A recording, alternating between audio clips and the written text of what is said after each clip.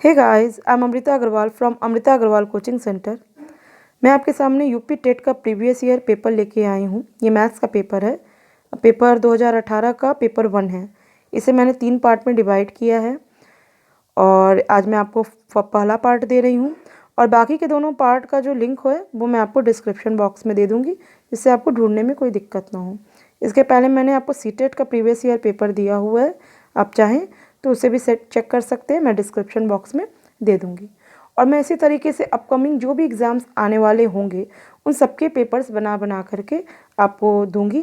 वो इस वजह से कि अगर कोई भी व्यक्ति एग्ज़ाम देने जा रहा है या कोई भी व्यक्ति इस पर्टिकुलर कोई भी एग्ज़ाम की तैयारी कर रहा है तो उसे पता होगा कि प्रीवियस ईयर पेपर से काफ़ी क्वेश्चन रिपीट किए जाते हैं। दूसरा, जो एग्ज़ाम में पेपर आएगा वो लगभग उसी पैटर्न का होगा। तीसरी बात ये है कि अगर आप इसको अच्छे से तैयार कर लेते हैं तो आप अगर तैयारी करना शुरू कर रहे हैं तो आपको एक सही डायरेक्शन तैयारी की मिलेगी। और चौथा पॉइंट ये है कि अगर आप अच्छे से पेपर को तैयार कर लेते हैं तो कहीं ना कहीं आपका एग्जामिनेशन टाइम पे आपके अंदर कॉन्फिडेंस बूस्ट होगा और कॉन्फिडेंस बूस्ट होने की वजह से आप और अच्छा पेपर दे पाएंगे, अपना 100% दे पाएंगे।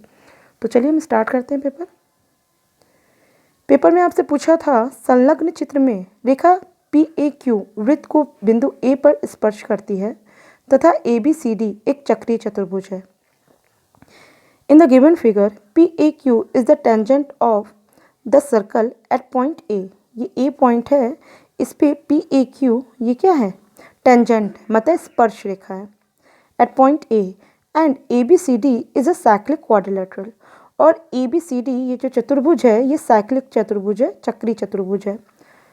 तो उसके बाद आपसे कहा है if angle CAQ is 70 degree, if angle CAQ ये एंगल, अगर ये एंगल आपको 70 डिग्री है देन एंगल ABC इज, तो एंगल ABC ये एंगल क्या होगा, इसे क्लियर कर दें।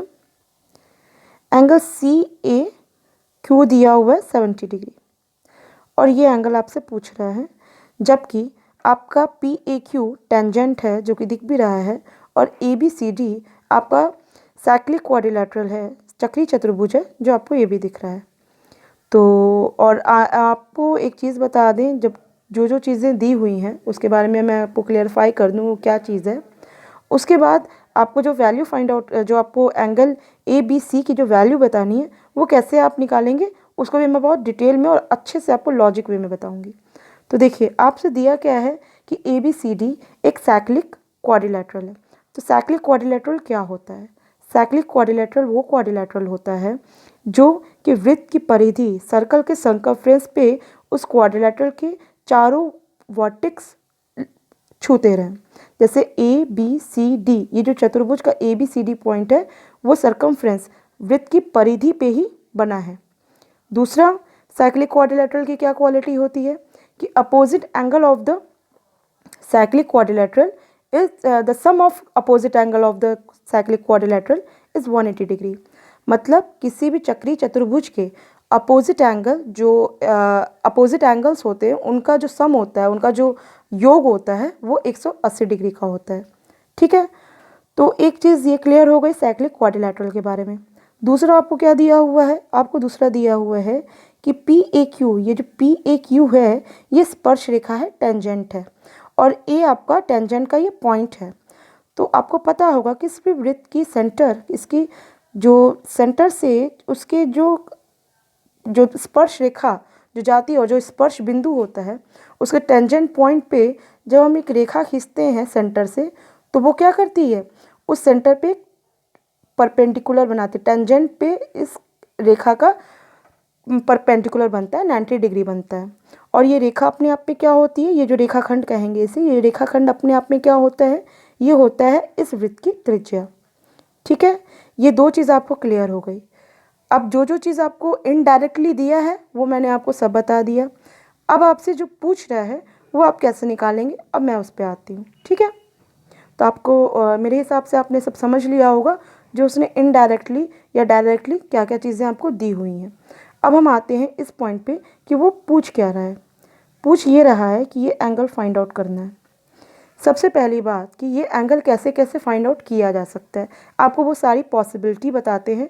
आप खुद अपने आप से समझ पाएंगे कि ये सारी पॉसिबिलिटीज़ में हमें कौन सी पॉसिबिलिटी को फॉलो करना चाहिए। ठीक है, जब भी आपके सामने ऐसे क्वेश्चंस आए तो आपको कैसे सोचना चाहिए वो मैं आपको बता रही हूँ। जैसे एंगल ए बी सी ये आपसे पूछ रहा है, ये कैसे फाइंड आउट किया जा सकता है। देखिए, अगर हम ट्रायंगल ए बी सी अगर इस पे फोकस करें, ठीक है, इस पे फोकस करें और अगर हम ये एंगल किसी तरीके से फाइंड आउट कर लें, ये दोनों एंगल, तो हम ये एंगल आराम से फाइंड आउट कर पाएंगे, क्योंकि किसी भी ट्रायंगल के तीनों एंगल्स का सम 180 डिग्री होता है। अगर हमको ये दोनों एंगल्स पता होंगे तो हम आसानी से ये एंगल फाइंड आउट कर पाएंगे। लेकिन क्या आपको कहीं ऐसा कुछ क्लू, ऐसा कोई पॉइंट मिल रहा है कि आप इन दोनों एंगल्स को फाइंड आउट कर पाएँ? आप सोचिए, फिर मैं आपको दूसरा क्लू देती हूँ। दूसरा क्लू ये है, दूसरा क्लू नहीं, दूसरी पॉसिबिलिटी देती हूँ। दूसरी पॉसिबिलिटी ये है कि अगर, क्योंकि अभी बताया हुआ है कि ए बी सी डी एक साइक्लिक क्वाड्रिलेटरल है, चक्री चतुर्भुज है, जो कि आपको दिख भी रहा है। तो चक्री चतुर्भुज की अभी मैंने आपको क्वालिटी बताई कि अपोजिट एंगल्स का सम क्या होता है, 180 डिग्री होता है। तो अगर हम किसी तरीके से ये एंगल फाइंड आउट कर पाएँ, ठीक है, अगर हम angle A D C find out कर पाएँ तो एंगल बी हम फाइंड आउट कर पाएंगे। अब इसकी पॉसिबिलिटी पे ध्यान देते हैं। देखिए, हमने जो फर्स्ट पॉसिबिलिटी पूछा आपसे बी ए सी और एंगल बी सी ए, इसकी पॉसिबिलिटी कहीं हमको नज़र नहीं आ रही है। दूसरा पॉसिबिलिटी जो मैंने आपसे कहा ये एंगल के बारे में, इस पॉसिबिलिटी के साथ एक पॉइंट ये अच्छा है कि ये क्वालिटी तभी होती है जब आपका जो क्वाड्रिलेटरल हो, जो चतुर्भुज हो, वो आपका क्या कहते हैं, साइक्लिक हो, चक्री चतुर्भुज हो। तो चक्री चतुर्भुज का तो पॉइंट क्लियर हो रहा है, एक फॉलो कर रहा है। तो इसका मतलब हमको थोड़ा इस पे ही फोकस करना चाहिए, उस पहले वाले पॉसिबिलिटी को साइड करना चाहिए। अब साइड करने का क्या है कि वो क्लियर कट है कि हम वो निकाल नहीं पाएंगे, लेकिन आप फिर भी उस पर आप अपनी तरफ से कोशिश ज़रूर करिएगा, क्योंकि आप जितनी कोशिश करेंगे आप इस तरीके के क्वेश्चंस को उतना अच्छा अटैम्प्ट कर पाएंगे। ठीक है, तो मैं अपने दूसरे पॉसिबिलिटी पे आती हूँ, जो कि एक चक्री चतुर्भुज के फॉर्मूले पे बेस्ड है। तो एंगल ए डी सी पे मैं आती हूँ। क्या ए डी सी मैं फाइंड आउट कर सकती हूँ? देखिए, A D C find out कब किया जा सकता है? अगर हम सेंटर से, ये जो देख रहे हैं, ये सेंटर से एंगल, क्योंकि हमने ऑलरेडी आपको बताया था कि पी ए क्यू एक टेंजेंट है, स्पर्श रेखा है। तो आपको मैंने ये चीज़ क्लियर बताई थी कि केंद्र से स्पर्श रेखा पे, जो स्पर्श बिंदु पे अगर हम रेखाखंड खींचेंगे जो कि त्रिज्या होगी, वो उस स्पर्श रेखा पे एक लंबवत कोण बनाता है। तो ये चीज़ तो इनडायरेक्टली आपको दिया हुआ है। तो क्या हम इसके हेल्प से ये एंगल फाइंड आउट कर सकते हैं? क्योंकि अगर हम ये एंगल फाइंड आउट कर लेंगे तो ये एंगल फाइंड आउट करना कोई मुश्किल काम नहीं है। अगर आपको सर्कल के बारे में पढ़ा होगा तो आपको पता होगा, किसी भी कॉर्ड, किसी भी जीवा से, किसी भी सर्कल की किसी भी कॉर्ड, किसी भी जीवा से उसके सेंटर पे जो बनने वाला कोण होता है, एंगल होता है, उसके सर्कमफ्रेंस, उसकी परिधि पे बनने वाले कोण का डबल होता है। इट मीन्स अगर हम सेंटर पे बनने वाला कोण फाइंड आउट कर पाएँ तो हम ज़रूर से इस एंगल को फाइंड आउट कर पाएंगे। तो ये इसकी पॉसिबिलिटी तो हमको दिखाई भी दे रही है। वो इस वजह से कि ये एंगल, जब angle O A Q 90 degree है and angle C A Q 70 degree है, जो कि दिया हुआ है, तो जब ये दोनों एंगल्स हैं मेरे पास, तो ये बीच का एंगल हम निकाल सकते हैं। मैं थोड़ा साफ तरीके से बना देती हूँ। देखिए, इस एंगल में ये 90 डिग्री है, ये पूरा एंगल 90 डिग्री है और ये पर्टिकुलर ये एंगल 70 डिग्री है। तो क्या हम ये एंगल फाइंड आउट नहीं कर सकते हैं? ज़रूर से कर सकते हैं। इस पूरे एंगल, मतलब 90 से 70 को माइनस कर दें, जो कि 20 डिग्री हो जाएगा। तो ये एंगल कितने डिग्री का मिलेगा आपको? एंगल ओ ए सी कितने डिग्री का मिलेगा? 20 डिग्री का मिलेगा। ठीक है, आपको आई होप सब अच्छे से समझ में आ रहा होगा। अब आप ध्यान दीजिए, क्योंकि हमको एंगल बनाना है इस कॉर्ड से ए ओ सी पे, तो हम ओ सी को भी मिला देते हैं। अब एक बात का आप ध्यान दीजिए, किसी भी वृत्त की त्रिज्या क्या होती है? सेम होती है। तो त्रिज्या आपकी जो है वो सेम है। अगर ये आर कोई दूरी होगी तो ये ओ सी भी कोई दूरी होगी, और जो दूरी होगी वो दोनों आपस में बराबर होंगी। इट मीन्स आप ये मान के चलिए कि ट्रायंगल ओ ए सी ये आइसोसेलेस ट्रायंगल है, मतलब समद्विबाहु त्रिभुज है। और समद्विबाहु त्रिभुज का मतलब ये आर, ये दोनों रेडियस बराबर, तो ये समद्विबाहु त्रिभुज हो गया। और समद्विबाहु त्रिभुज की खासियत क्या होती है कि अगर आपका ये दोनों साइड्स इक्वल हैं तो इनके अपोजिट ये जो एंगल्स आते हैं वो भी आपस में इक्वल होंगे।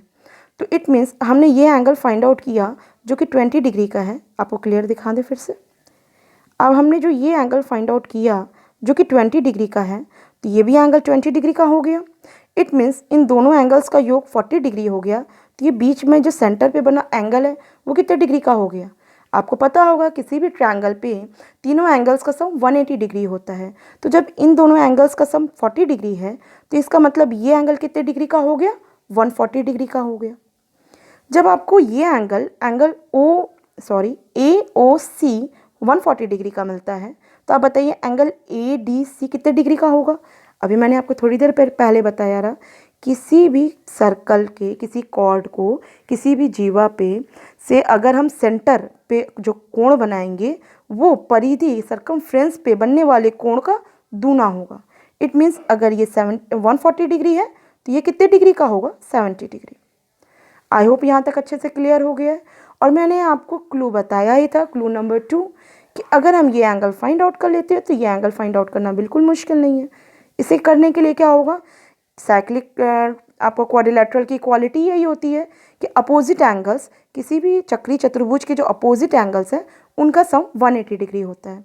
तो हम क्या कर सकते हैं? 180 डिग्री से 70 को माइनस कर दें, आपका क्या आएगा? 110, जो कि ऑप्शन 1 होगा। मैंने आपको इतने डीप में एक्सप्लेन करने के लिए इतना टाइम लिया है। अगर आप अच्छे प्रैक्टिस किए रहेंगे, इस तरीके के क्वेश्चंस पे आप काम किए रहेंगे तो आप ज़रूर बहुत जल्दी इसे सॉल्व कर पाएंगे।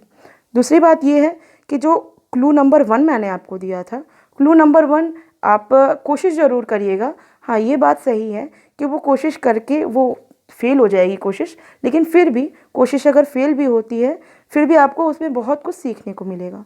तो मेरा ये कहना है, आप जब भी क्वेश्चन आता है तो उसकी जितनी पॉसिबिलिटीज़ हैं उस पॉसिबिलिटीज़ को लीजिए, उसमें जो भी आपको पॉइंट्स जो पूछ रहा है उस पॉइंट को निकालने के लिए क्या क्या तरीका अप्लाई किया जा सकता है वो सारी चीज़ को अप्लाई करिए। उसके बाद आप जब इसको एक सही तरीके पे आप जाएंगे तो आप ज़रूर से एक अच्छा सही सॉल्यूशन उसका निकाल पाएंगे। और इस पर अगर आपकी प्रैक्टिस अच्छी रहेगी तो आप देखते मान क्वेश्चन को सही तरीका आप तुरंत बता लेंगे कि आपको किस तरीके से सॉल्व करेंगे कि इस पर्टिकुलर क्वेश्चन का ये आंसर आ जाए। ठीक है, आई होप आपको मेरी बात अच्छे से समझ में आ रही है और आपको ये कंसेप्ट भी अच्छे से क्लियर हो गया होगा। अब मैं नेक्स्ट क्वेश्चन पे चलती हूँ। ठीक है, नेक्स्ट क्वेश्चन है, in a circular park of diameter 80 metre there is a square shaped playground of maximum area. The area of the playground is. Playground की एरिया पूछ रहा है, एक सर्कुलर पार्क है। देखिए मैं यहीं पे ओवर राइटिंग कर देती हूँ, मैं हिंदी में भी क्वेश्चन कर लें। 80 मीटर व्यास वाले एक वृत्ताकार पार्क के अंदर अधिकतम क्षेत्रफल का एक वर्गाकार खेल का मैदान बना है। खेल के मैदान का क्षेत्रफल क्या होगा? ये आपसे पूछ रहा है।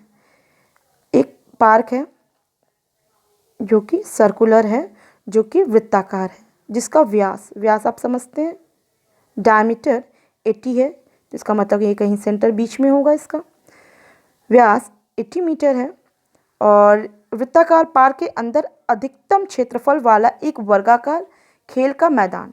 आपको मैं बता दूं, एक वर्ग ही बन सकता है किसी भी सर्कल में। अगर आप अंदर एक वर्ग बनाएंगे तो सिर्फ एक ही वर्ग बन सकता है। इसको छोटा वर्ग या बड़ा वर्ग नहीं कहा जा सकता है, लेकिन फिर भी उसने अगर डाला है अधिकतम क्षेत्रफल का एक वर्गाकार, हाँ ये भी पॉइंट हो सकता है कि छोटा वर्ग यहाँ बीच में कहीं बन जाए, इस वजह से उसने अधिकतम बोला, क्योंकि ये इसको पार्क में टच करना, जो ये सर्कमफ्रेंस है, इस सर्कमफ्रेंस जो परिधि है इस पर टच करने की क्या के लिए कह रहा हो कि हाँ ये टच करता हुआ एक वर्गाकार बने, क्योंकि अधिकतम बनेगा तो यहीं से बन सकता है, बाकी और कोई इसका रास्ता नहीं कि इससे ज़्यादा और अधिकतम बनाया जा सके। तो आई होप आपको ये चीज़ समझ में आ रही है। अधिकतम कहने का भी मीनिंग थी जो कि आपको यहाँ पे दिखाई दे रहा है, क्योंकि अगर अधिकतम ना कहता तो बीच में भी कोई स्क्वायर बनाया जा सकता था। तो ठीक है, इसका पॉइंट सही है।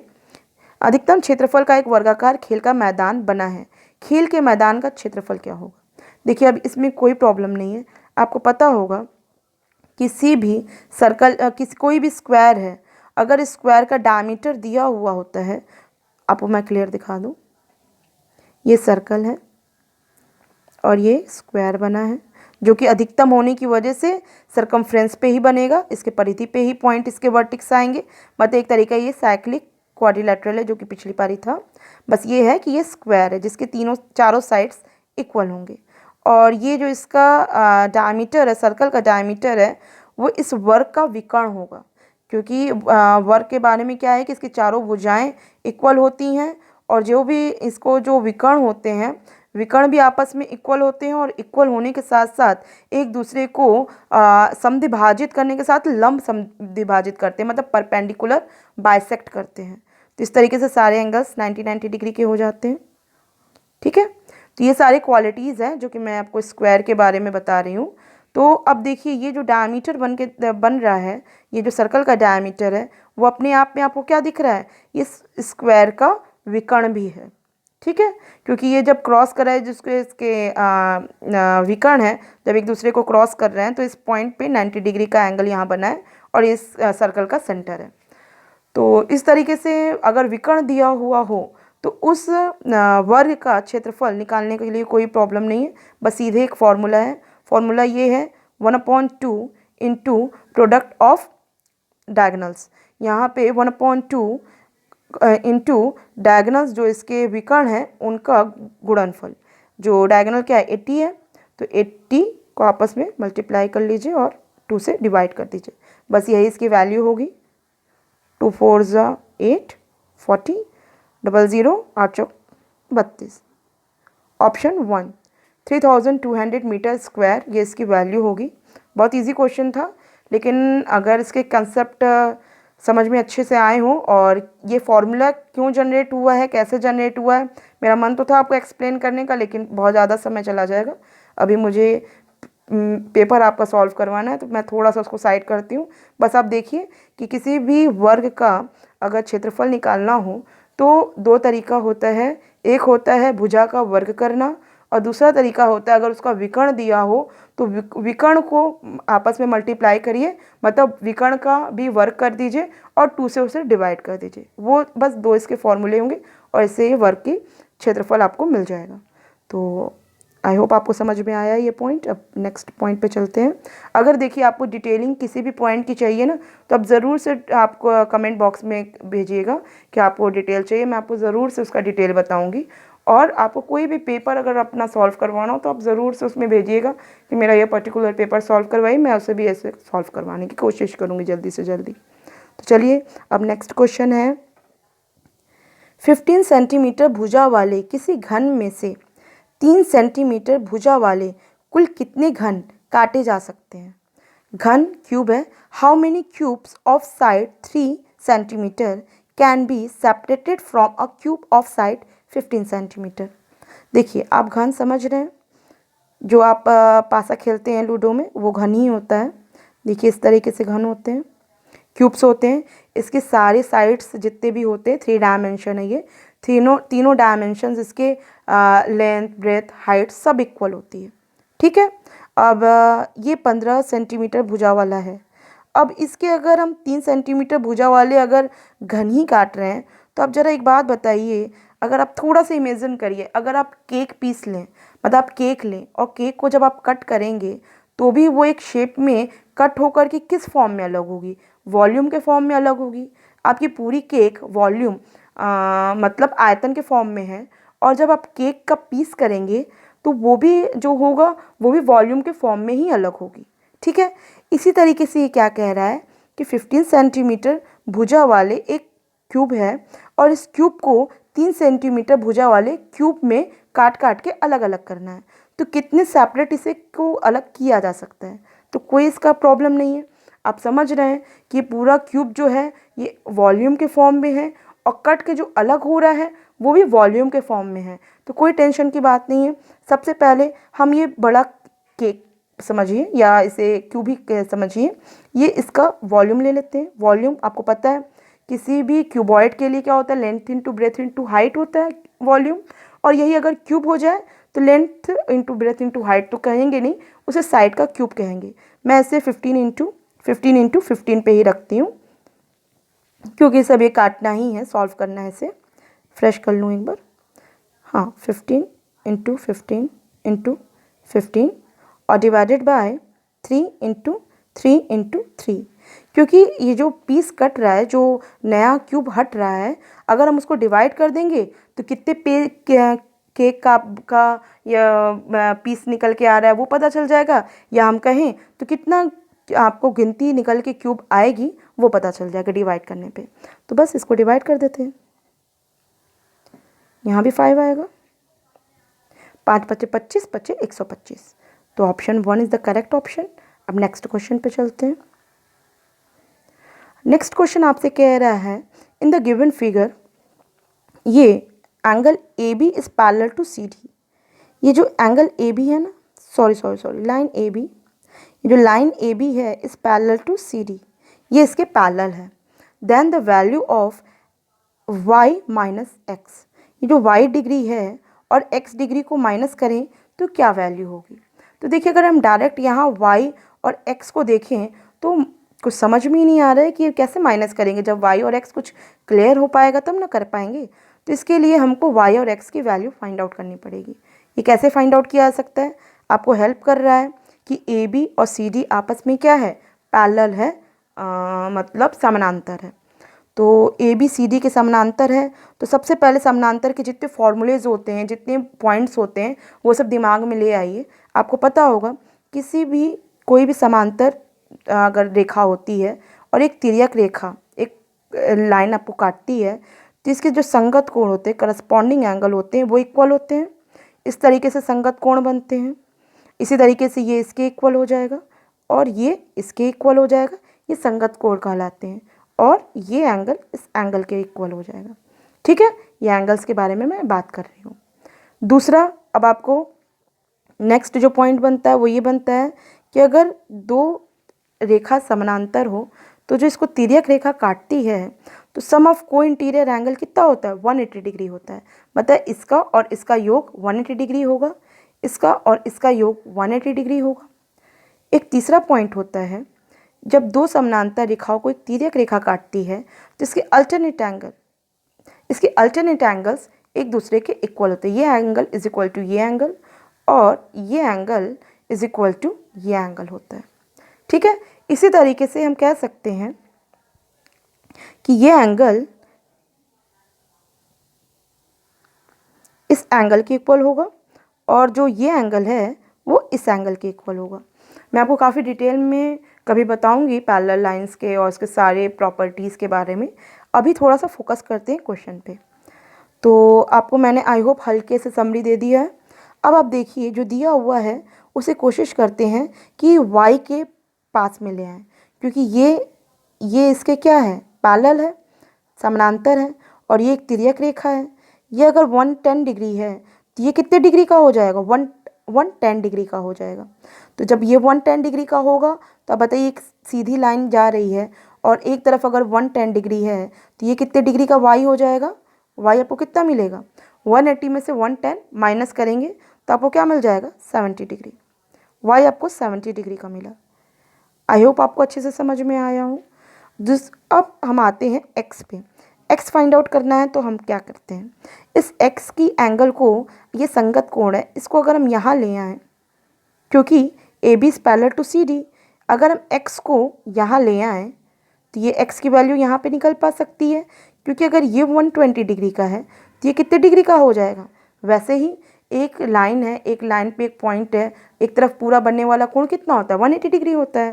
तो ये 120 डिग्री है तो ये कितने डिग्री हो जाएगा, ये हो जाएगा 60 डिग्री। x की वैल्यू 60 डिग्री हो गई। अब आप आराम से बता सकते हैं y माइनस एक्स कितना हो जाएगा, 10 डिग्री का। ऑप्शन 2 करेक्ट ऑप्शन है। चलिए हम नेक्स्ट क्वेश्चन पे चलते हैं। आई होप आपको अच्छे से समझ में आया है। कोई डाउट होगा ज़रूर कमेंट बॉक्स में लिखिएगा। अब आपके सामने क्वेश्चन है, we can not construct a triangle if we are given. हम एक त्रिभुज की रचना नहीं कर सकते यदि हमें दिया गया है। देखिए यहाँ उसने एक त्रिभुज की बात की है, इस बात पे ध्यान दीजिएगा। केवल 3 कोण, आपको ये तो पता है कि एक त्रिभुज में 3 कोण होते हैं, लेकिन क्या आपको एक त्रिभुज में 3 कोण ही सिर्फ दे दिया जाए, अगर ये कह दिया जाए कि आपको तीनों एंगल, कोई त्रिभुज बनाइए जिसका तीनों एंगल 60 डिग्री हो, तो आप क्या एक त्रिभुज बनाएंगे, कंस्ट्रक्ट कैसे करेंगे, क्योंकि छोटा ट्रायंगल ये भी 60-60 डिग्री का हो सकता है आपको, और इक्विलैटरल ट्रायंगल बन सकता है, और ऐसे ही बड़ा ट्रायंगल इसके भी सारे एंगल 60-60 डिग्री के होते हैं। तो कोई एक त्रिभुज की तो रचना की नहीं जा सकती इस पॉइंट पे। तो इस वजह से हम पहले ही देख लिए जो ऑप्शन 1 कह रहा है उसमें थोड़ा सा पॉइंट में लूप है, हमको तीनों एंगल सिर्फ दे देंगे तो हम कोई एक पर्टिकुलर ट्रायंगल नहीं बना सकते हैं। फिर भी मैं आगे सारे पॉइंट्स पे भी लेके आती हूँ आपको। आप एग्ज़ाम में दीजिएगा तो पहला पॉइंट देख करके टिक लगा के आगे बढ़ जाएगा, लेकिन मैं आपको एक्सप्लेन करती हूँ बाकी सारे पॉइंट्स। दो कोण और एक भुजा, बताइए अब दो कोण दे दे और साथ में एक भुजा दे दे आपको, तो आप आराम से ट्रायंगल बना पाएंगे, क्योंकि एक भुजा बनाया दोनों एंगल बनाए अपने आप, ये आपको इस तरीके से ट्रायंगल बन जाएगा। केवल 3 भुजाएं, अगर सिर्फ 3 भुजाएं भी दे देगा तो भी आप बना पाएंगे ट्रायंगल, क्योंकि 2 भुजाएं आपको जो भी दी हुई हैं आप जो भी आप चाप लगा करके उतने भुजा का आप कट कर लेंगे, आपका आराम से बन जाएगा तीनों भुजाओं के थ्रू। 2 भुजा और एक मध्य कोण, 2 भुजा दे दिया जाए और इसका एक मध्य कोण दे दिया जाए तो भी आप आराम से कंस्ट्रक्ट कर पाएंगे त्रिभुज को। तो पहला ऑप्शन ही ऐसा है जिसकी वजह से कंस्ट्रक्शन नहीं हो सकता था, इस वजह से ये पहला ऑप्शन सही ऑप्शन है। अब नेक्स्ट क्वेश्चन पे चलते हैं, काफ़ी अच्छा हल्का क्वेश्चन था। एक पाइथागोरस ट्रिक याद कीजिए जिसकी सबसे छोटी संख्या 8 है। मतलब पाइथागोरस थ्योरम का जो मेन जो चीज़ होती है, पाइथागोरस थ्योरम का क्या चीज़ है मेन, कहाँ गया, हाँ, पाइथागोरस थ्योरम के लिए सबसे मेन क्या होता है, एक राइट एंगल ट्रायंगल होता है, ये हाइपोटेनस होता है, ये बेस होता है, और ये क्या होता है, परपेंडिकुलर होता है।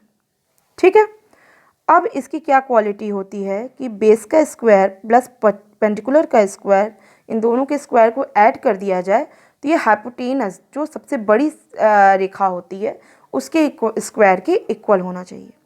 ठीक है, अब इस पे आते हैं कि ये कौन सा ये चीज़ को फॉलो कर सकता है, मतलब दो छोटे साइड्स का वर्ग एक तीसरे बड़े साइड के वर्ग के बराबर हो जाए। सबसे पहले तो इसने बोला है कि सबसे छोटी संख्या 8 हो, तो ऑप्शन 3 तो ऐसे ही एलिमिनेट हो गया। उसके बाद 1, 2, 4 ऑप्शन आपके पास बचे हैं।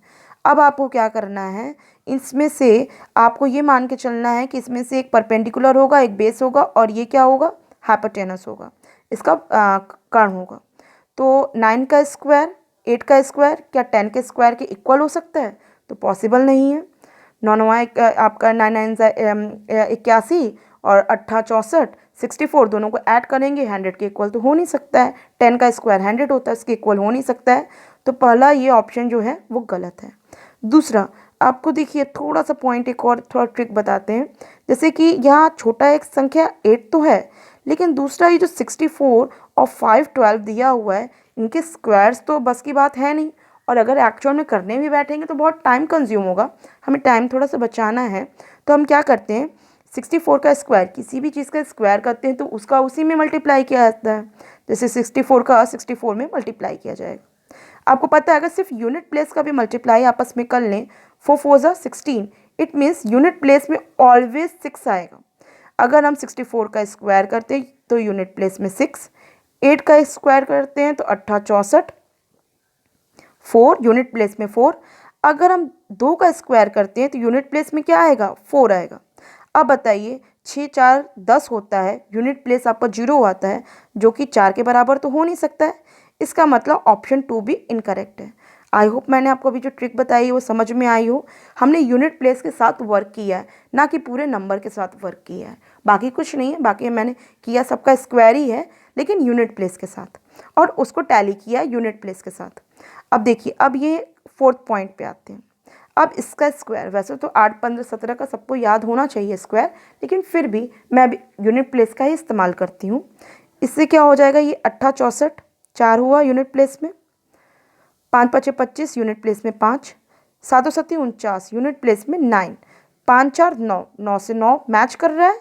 It means option 4 is the correct option. और इसके बाद आप एक बार चेक भी कर सकते थे, क्योंकि अब सारे ऑप्शन एलिमिनेट हो ही गए हैं, तो ये 4th ऑप्शन ही इसको करेक्ट होना था। आप जस्ट वहाँ से टिक लगा के भी आगे बढ़ सकते थे, लेकिन फिर भी मैंने आपको यूनिट प्लेस के आधार पे क्लेरिफाई किया चीज़ों को। और आप भी एग्ज़ाम पे यूनिट प्लेस का बहुत अच्छा इस्तेमाल होता है, एग्ज़ाम में आप इसे ज़रूर अटैम्प्ट करिएगा, इससे आपका बहुत समय बचेगा। नेक्स्ट क्वेश्चन पे चलते हैं। नेक्स्ट क्वेश्चन है, in a rhombus the length of diagonals are 16 centimetre and 12 centimetre. एक रोम्बस है, एक समचतुर्भुज है। अच्छा, हिंदी में तो क्वेश्चन दिया है, पहले इंग्लिश वाला पूरा पढ़ लें। In a rhombus the length of diagonals are 16 centimetre and 12 centimetre. The side of the rhombus is. Rhombus का साइड क्या होगा? एक समचतुर्भुज के विकर्णों की लंबाई 16 सेंटीमीटर और 12 सेंटीमीटर दी हुई है। समचतुर्भुज की भुजा क्या होगी? पहले मैं आपको हल्के में समचतुर्भुज के बारे में बताती हूँ। समचतुर्भुज होता क्या है? समचतुर्भुज वो चतुर्भुज होता है, इसको मैं थोड़ा सा टेढ़ा आपको बनाती हूँ जिससे कि आप डाउट ना हो कि ये स्क्वायर तो नहीं है। देखिए, समचतुर्भुज रोम्बस ऐसा चतुर्भुज होता है जिसकी चारों भुजाएं आपस में इक्वल होती हैं, लेकिन इसके चारों कोण 90-90 डिग्री के नहीं होते। अगर 90-90 डिग्री के हो जाएंगे तो ये स्क्वायर ही बन जाएगा। समचतुर्भुज जो स्क्वायर होता है ये अपने आप में एक समचतुर्भुज ही होता है। चलिए, उसको मैं कभी और डिस्क्राइब करूँगी। अभी आपको समचतुर्भुज की क्वालिटीज़ बताती हूँ क्या क्या है। समचतुर्भुज की क्वालिटी ये है कि इनकी चारों भुजाएं इक्वल होती हैं। दूसरा, इसके जो विकर्ण होते हैं वो इक्वल नहीं होते हैं, क्योंकि चारों भुजाएं इक्वल नहीं है तो विकर्ण भी इक्वल नहीं है। लेकिन इसके अंदर बहुत से प्रॉपर्टी स्क्वायर वाली होती है। इस वजह से आप ये बात को ध्यान दीजिएगा, इनके जो विकर्ण होते हैं एक दूसरे को परपेंडिकुलर बाइसेक्ट करते हैं। और परपेंडिकुलर बाइसेक्ट करने का मतलब है, जो बाइसेक्ट करने का जो पॉइंट है, यहाँ पे जो एंगल बना है वो कितने डिग्री का होता है? 90-90 डिग्री का होता है। ठीक है, परपेंडिकुलर बाइसेक्ट करते हैं। और बाइसेक्ट करने का मतलब होता है कि जो विकर्ण होते हैं वो इक्वल भाग में एक दूसरे को काट देते हैं। थोड़ा सा और इसको साफ तरीके से बताते हैं।